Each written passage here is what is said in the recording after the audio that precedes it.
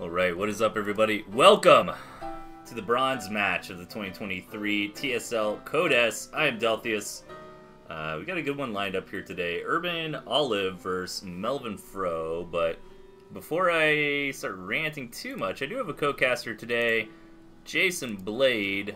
Let me pop them in the voice channel here. When I gotta change my...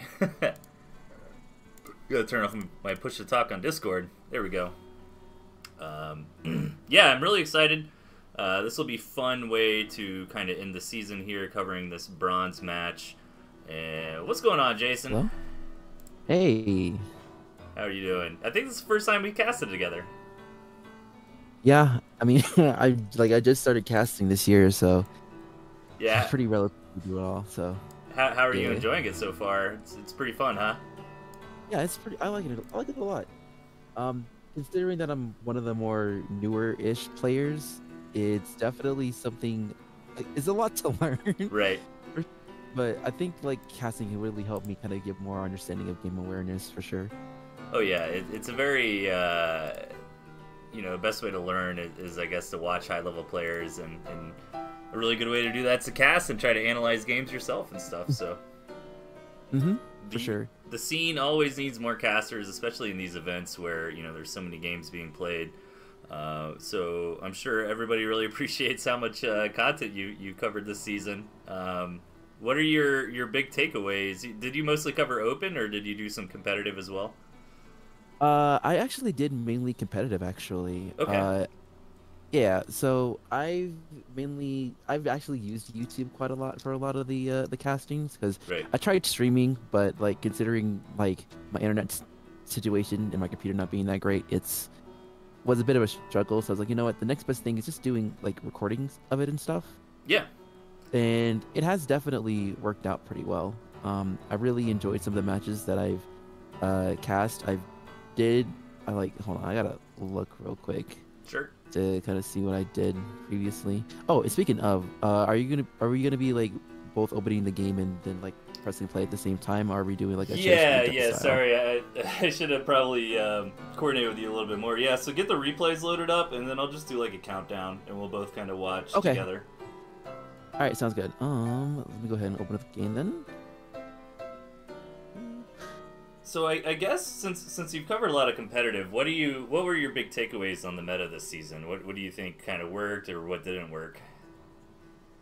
Well, I think that when it comes to the meta, I feel like honestly, it has been the like most diverse when it comes to meta, because everybody played very differently from what I've seen from the games that I've played.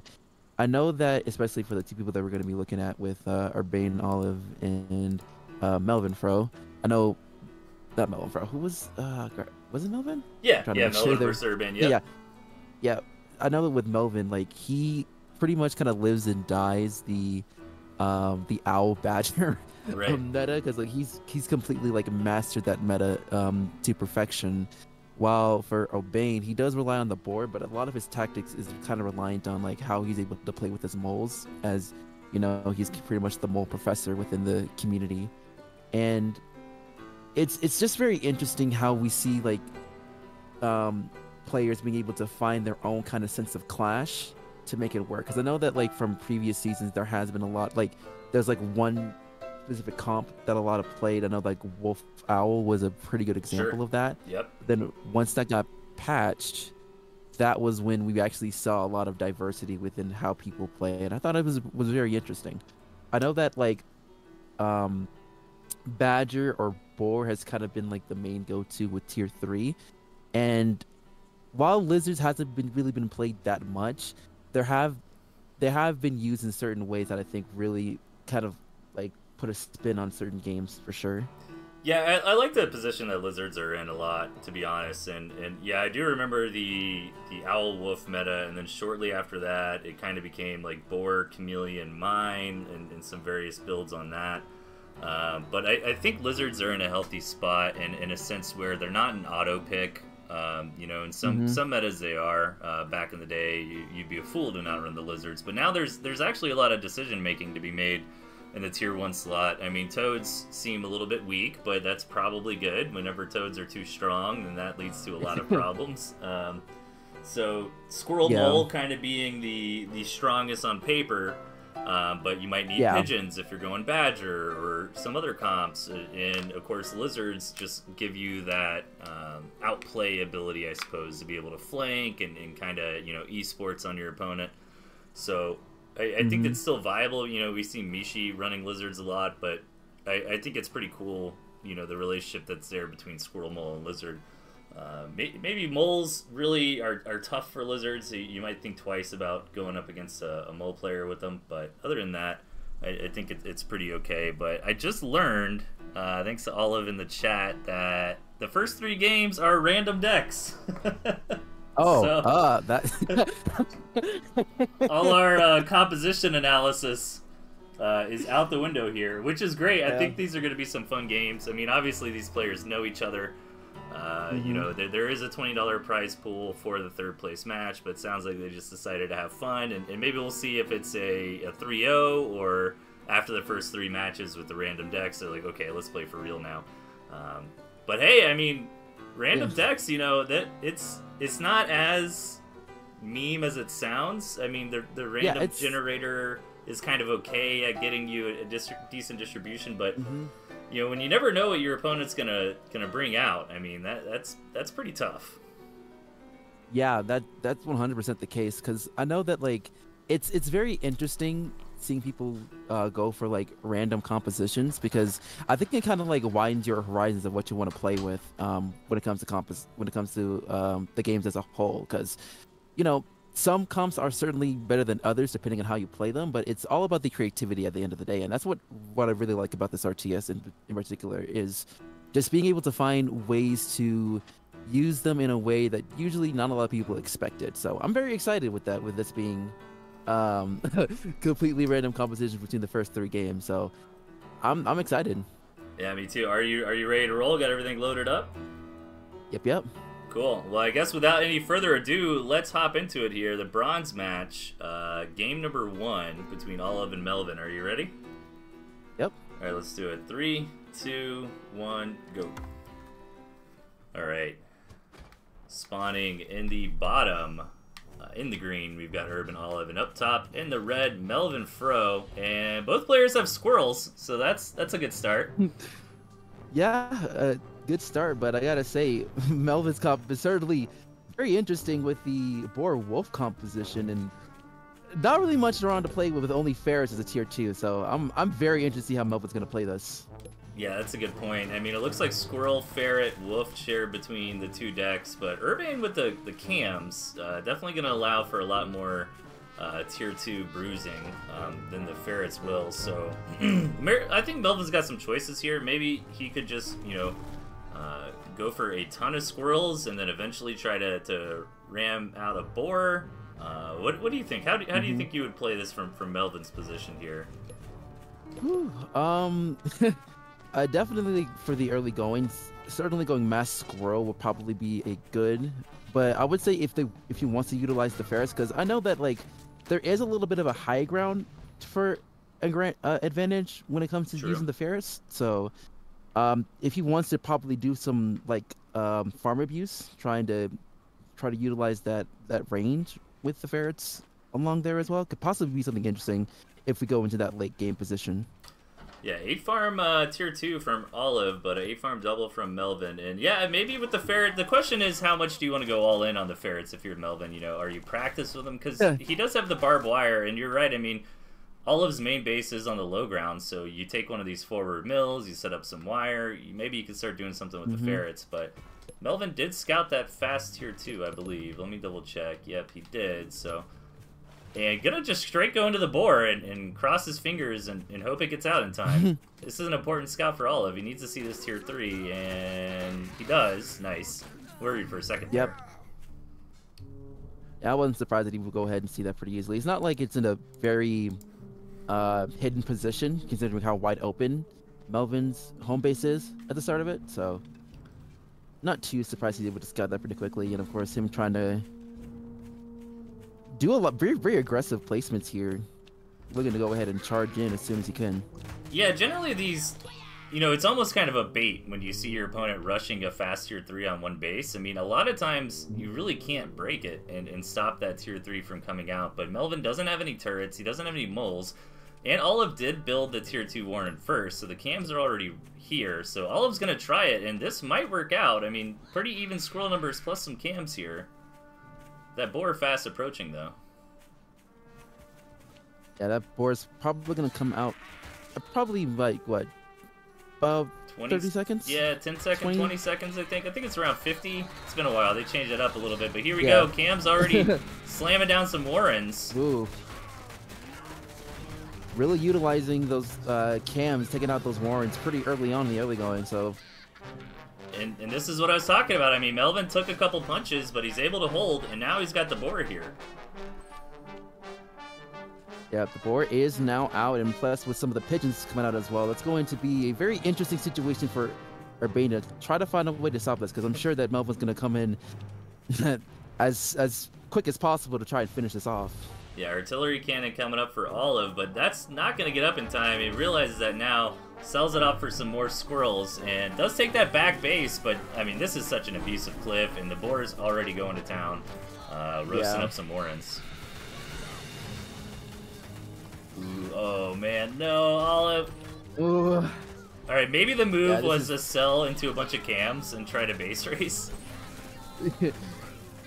Yeah, that might be the move here, because there's no way that this is going to be sticking around, so he may have to just try and hope for the best of base rate. But it looks like he's going to go try and dive into this, but yeah. I think it's to no avail. That's going to be it, and that's what I was saying. I mean, generally that knee-jerk reaction is, you know, your opponent's getting that fast tier 3, let's go break it, but it's a lot easier said than done, and Melvin holds off against that aggression and just wins the game pretty handily with the boar there. So...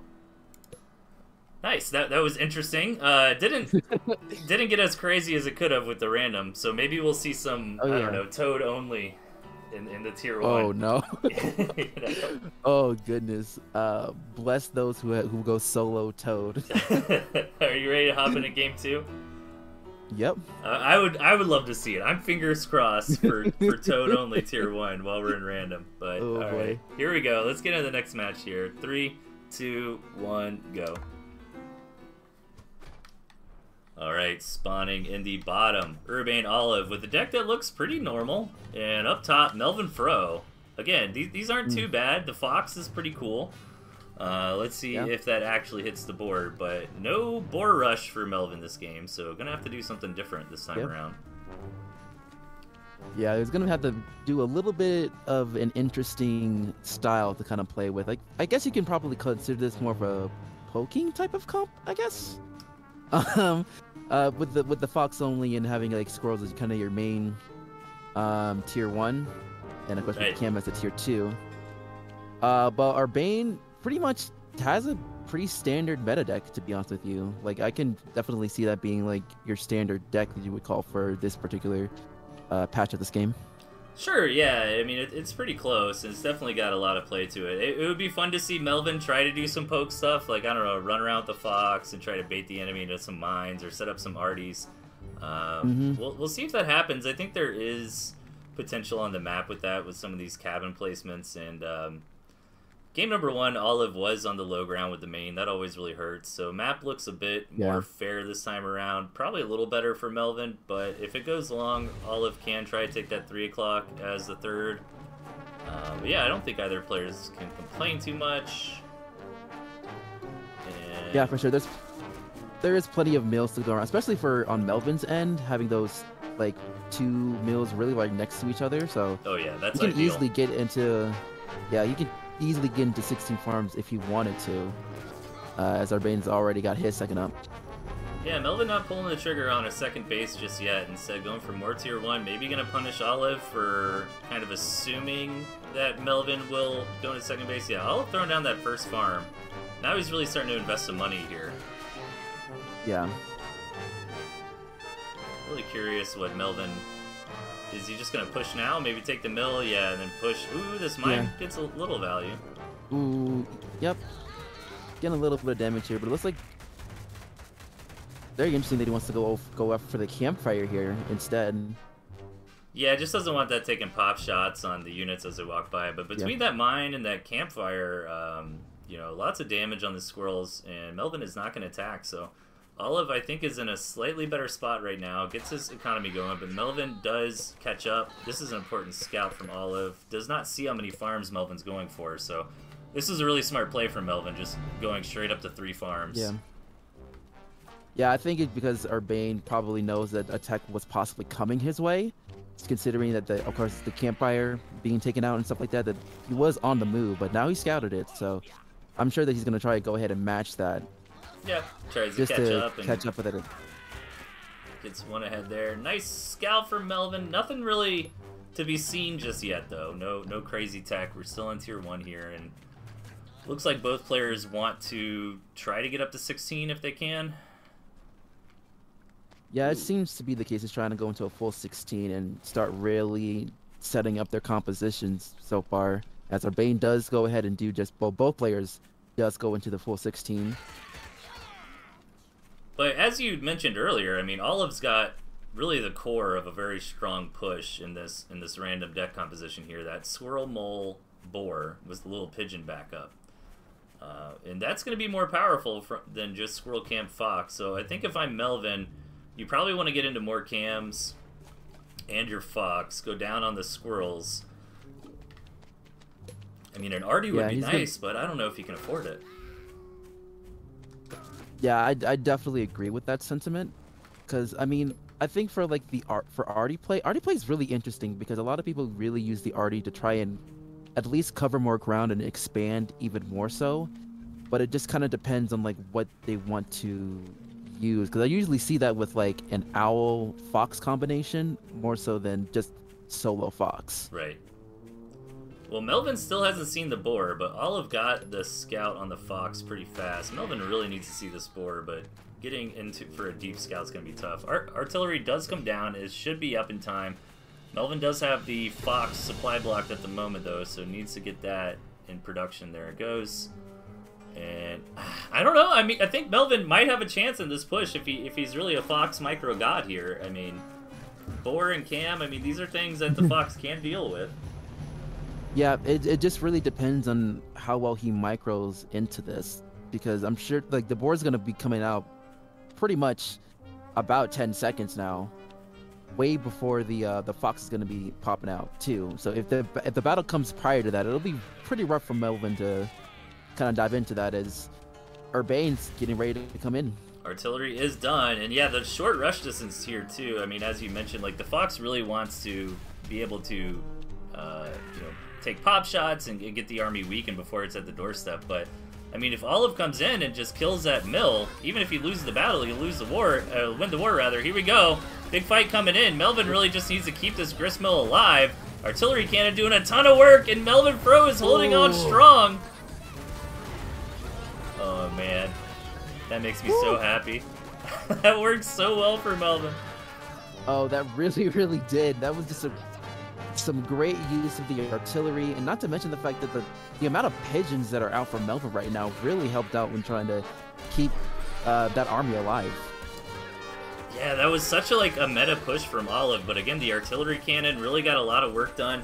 And he didn't quite get that, you know, just click down on the mill and take care of it, which, I mean, it is a hard decision to make, because obviously you're going to lose your army more so, but this game seems to be over. Melvin able to do it with the artillery cannon and Fox defense. Yeah, that pretty much seems to be the game here. There's not really much that Urbane can do, so what a game for Melvin to be able to go up 2-0. Can we just play all tournaments as random?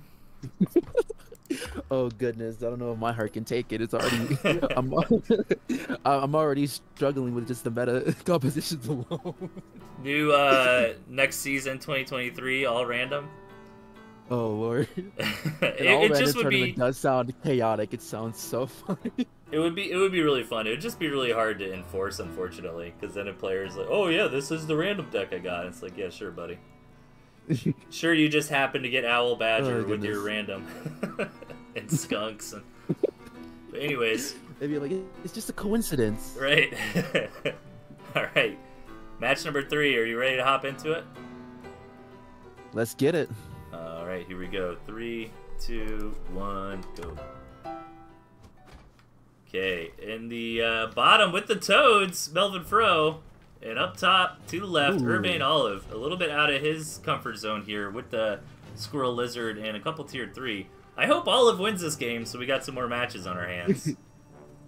Oh yeah, for sure. I'm actually loving the randomness that we see in these compositions.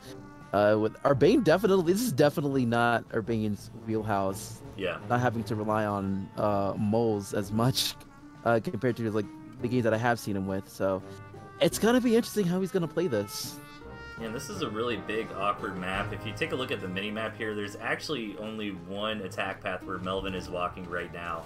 The rest of that's all kind of blocked out, and both sides, I mean, have pretty easy access to 3 bases. I mean, the 4th base gets a little bit more wonky for Olive, but, I mean, this is a nice setup for a big macro game, and if we get there, I mean, this could absolutely be bonkers. I mean, owls with artillery, it's snakes to back them up, versus badgers and fox and ferrets, and both sides with artillery. Are we going to see the artillery cannon battle line drawn? Just a stalemate?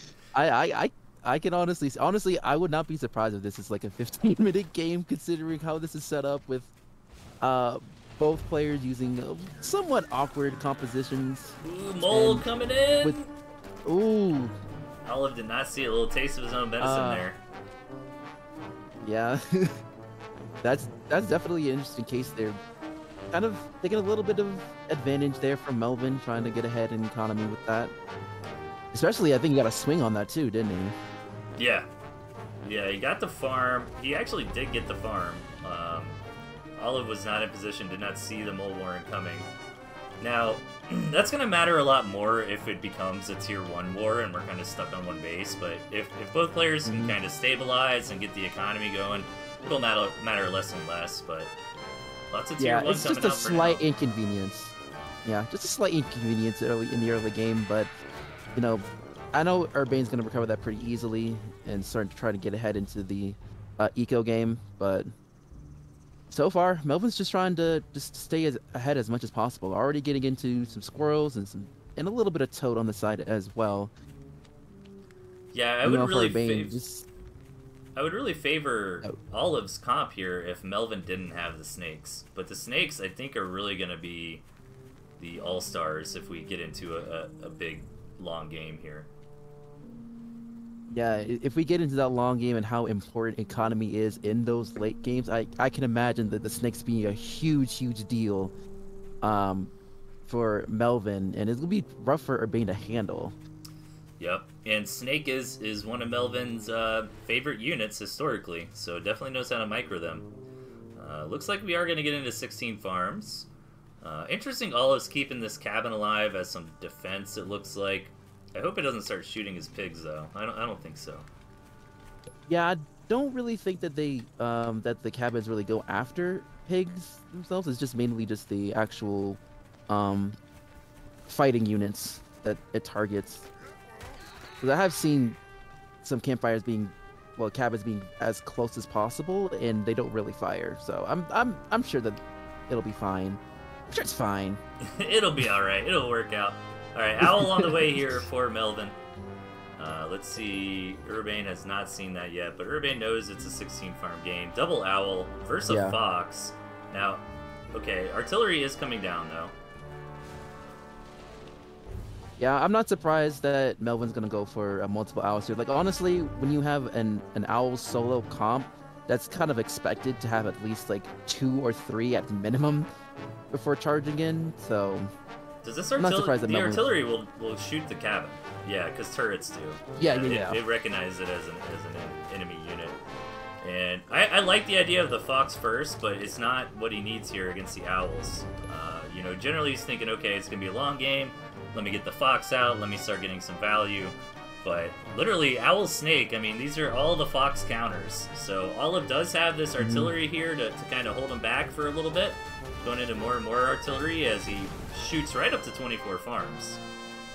Ooh. Yep, and now we're seeing another fox and a badger coming out for Urbane as well. that scout from Melvin was fantastic. Totally saw the three base. Hasn't seen any tier 3 yet though. Neither player has actually found the tier 3 of their opponent, so they're both going to get blindsided by this. Well, I imagine that they do have the feelings of the heebie-jeebies, so I imagine that they want to go ahead and stack up, because like Urbane's just going all in on tier 3 right now. Having 4 units, that's a lot of food being used for those tier 3s, but of course Melvin also getting into his 3rd owl now. And those snakes. That's what I'm really worried about, man. Like, the snakes just targeting down the batters and foxes. This is going to be tough. I think Urbane should maybe start trying to run around with this fox some. Doesn't know if there's mines or something like that. Oh, this is a great little foxhole to go through right here and start poking and prodding, but needs to be careful. The snake's right there. Run, Olive! Oh my gosh, he's lucky Melvin wasn't home. I don't... I was gonna lose quite a lot of those. Those mice are gonna be pretty much get clapped pretty easily. Oh, don't lose the arty. Whew. Ooh. More and more artillery coming in to fight the mice here. Now, Olive had to have seen the snakes, but I guess what else are you gonna do about it? I mean, I think it makes sense to just keep going up on the badgers. Yeah, there really isn't too much to kind of do about the snakes here. Like, you know, 2 foxes are usually very, very brutal for the opponent, but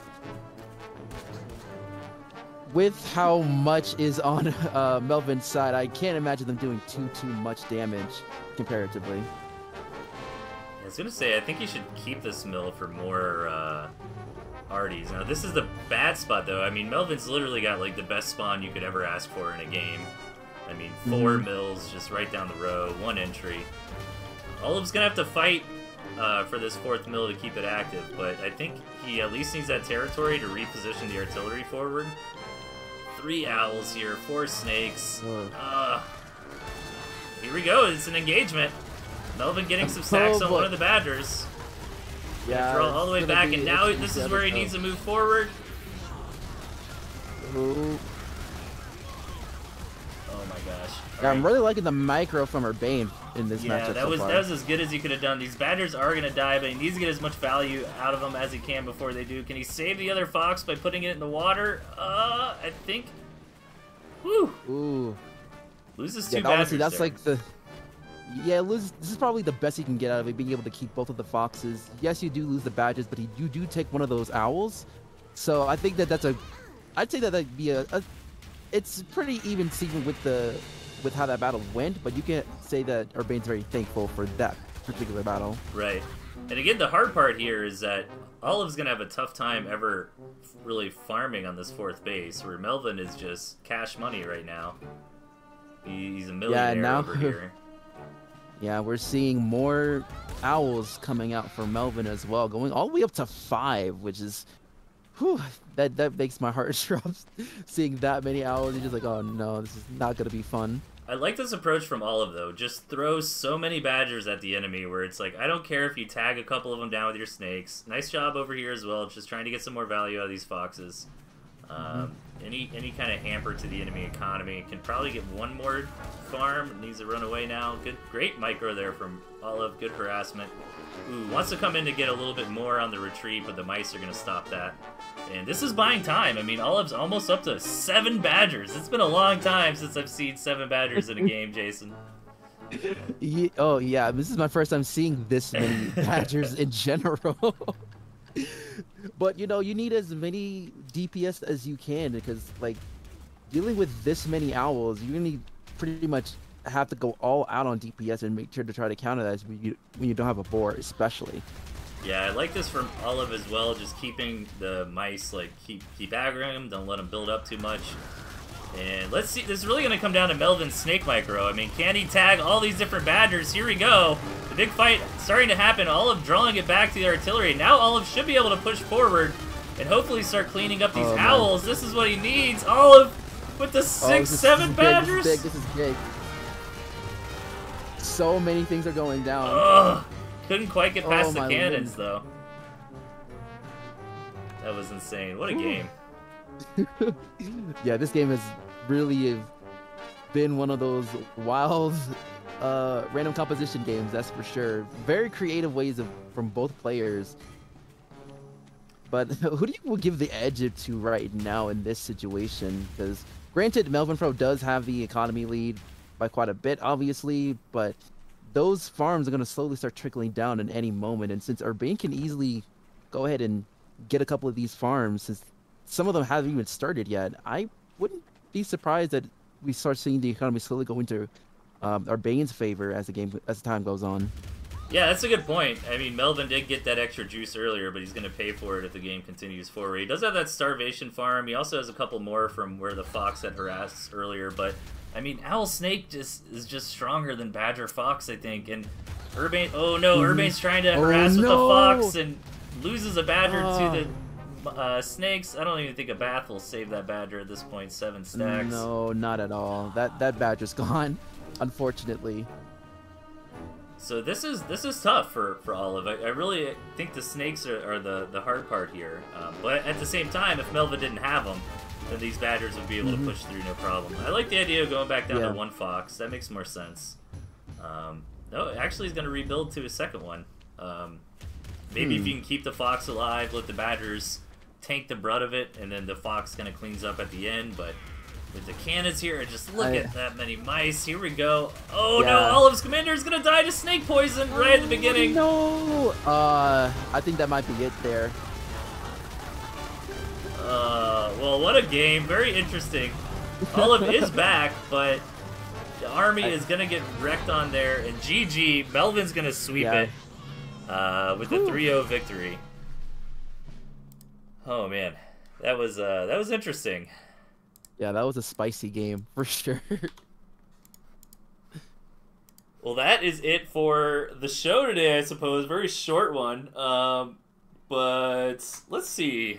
Let me do a little outro, I suppose. Congratulations to Melvin for winning that. That was pretty fun. 3 random games there. Gonna take that 3rd place trophy. And I think next season of Tooth and Tail, I think we need some organizers. I'm considering hopping in and helping out to get another tournament going, maybe in a month or so. Let people take a break. But Jason, are you interested in playing a game or two with me? Not to put you on the spot. Yeah. Okay. I mean, sure. I don't mind. Yeah. Let's play a couple rounds, and then I think I'll end the YouTube here.